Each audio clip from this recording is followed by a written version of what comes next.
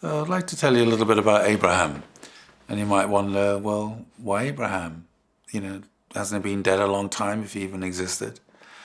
Yes, that's right.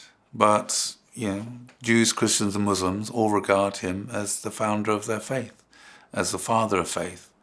And so since Jews, Christians and Muslims make up more than half the population of the world, you might say that in many ways Abraham was the most influential person who ever lived in the whole of human history, because he made a bigger impact upon the world than any other human being has ever made.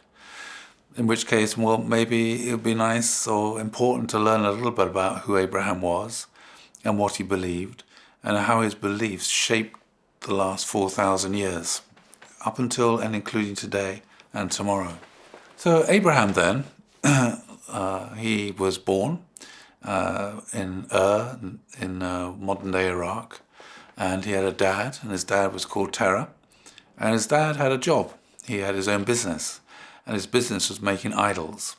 So idols were statues made of wood or stone that people would bow down and worship, because they thought that these idols were the embodiment of something incredibly valuable and precious for them. Anyway, so Abraham, as a little boy, he was a very typical child, and the first word he would have learned was no, and the second word he probably learned was why. He always was incredibly curious. He always wanted to know why this, why that, why the other, where did this come from, what's going on here. He wanted to understand the world in which he lived, and that, you could say, is part of the human condition. We're born with this incredible desire to understand the way the world is, the world that we live in. And so he's always asking questions, and he used to drive his parents absolutely round the bend. Anyway, one day he said to his mum, "Mum, where did I come from? Did you buy me in a shop? Did you make me?" And then his mum said, "Well, actually, Dad and I, we love each other very much, and through the love that we have for each other, then you were conceived in my womb. And then after I carried you in my womb for 9 months, then you were born. And you came out, a little baby. And you've seen little babies, your little baby sister." And Abraham thought, wow, that's amazing. You and Dad made me. So you must be my God. I'm going to bow down and worship you. And so he bowed down and worshipped his parents for a while. And after a while he said to his mum, "Mum, where did you come from?" And she said, "Well, Grandpa and Grandma, they gave birth to me." And so he stopped worshipping his parents, he started worshipping his grandparents.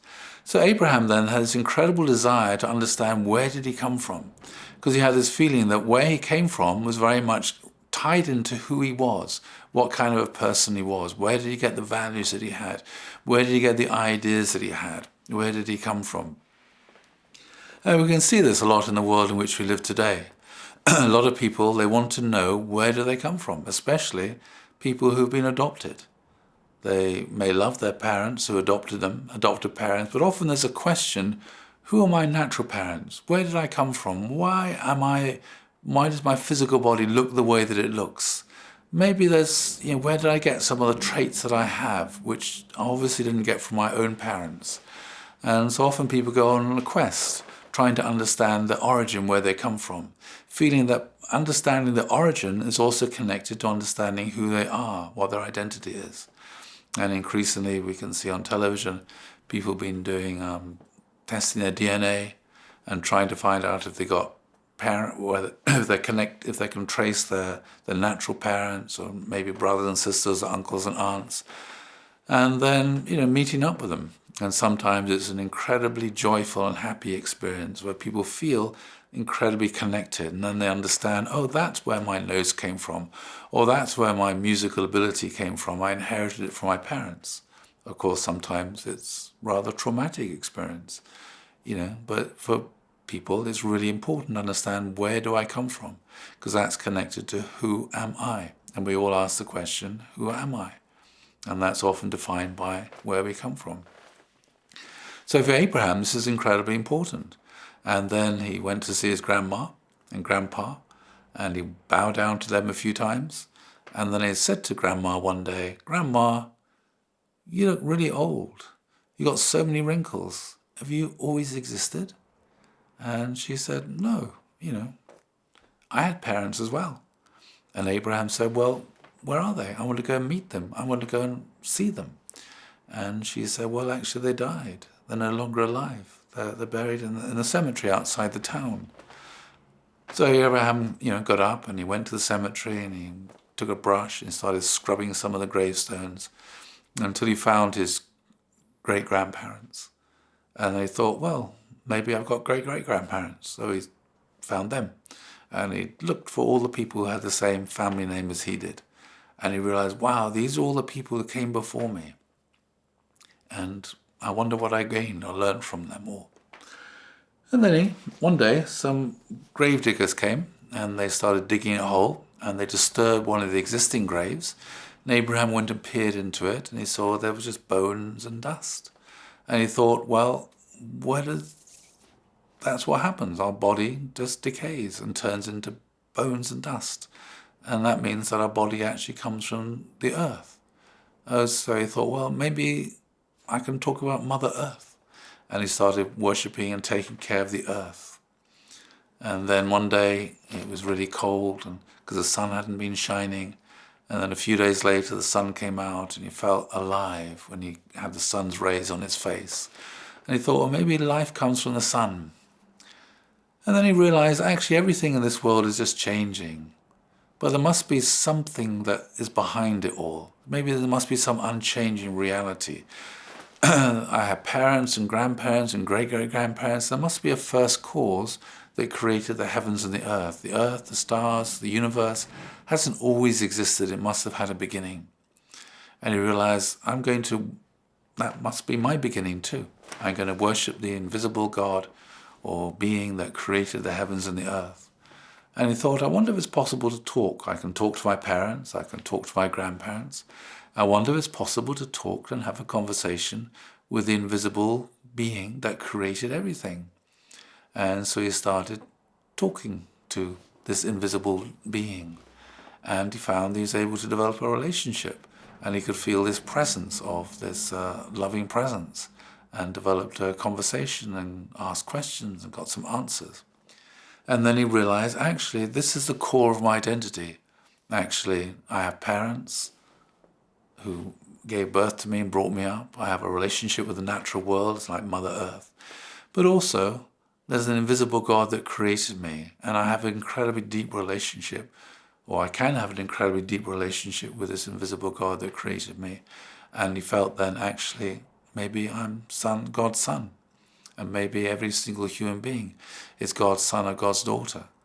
And then this is like mind-blowing. Wow, if I'm the son of God, then it means the creator of the heavens and the earth is interested in me as a human being, as an individual.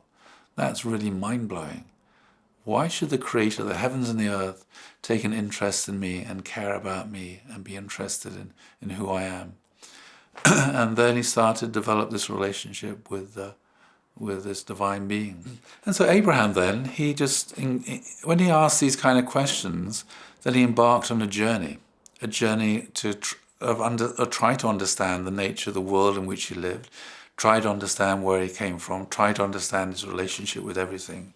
So he embarked on this kind of journey, which nowadays people often call a spiritual journey. And everybody has these kind of questions. But sometimes, especially children have these kind of questions, but sometimes after a while people stop asking questions.